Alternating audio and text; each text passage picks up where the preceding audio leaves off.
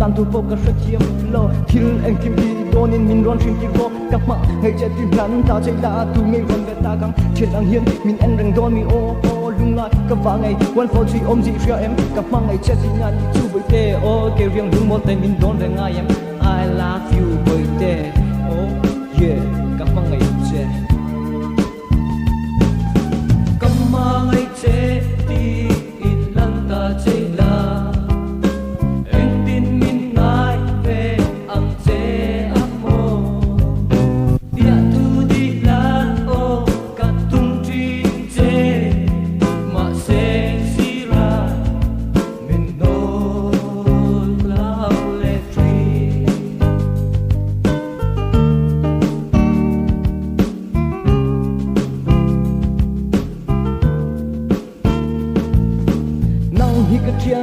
ini ititiro nang hi ka kong ngai ber ini titiro ka thian ke lo chu chai thar di in ne ka phal lo che ka mangai ang che hian min mangai vela o ti chon lung nom kim ngai me tu o ke pon nang lo chu boi te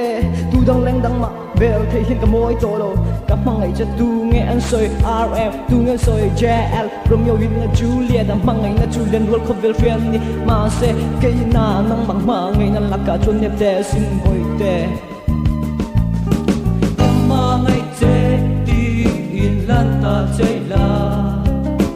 eng tin min ngai ve ang che amo bia tu di lan o ka tung tri che ma se zira min no gao le tri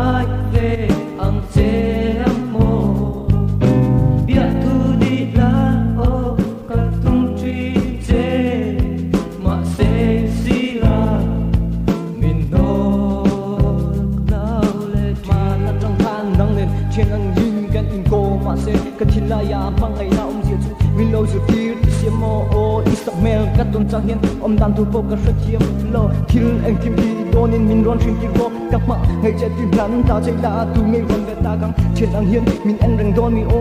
lung la ka wa ngai 143 om ji 3 em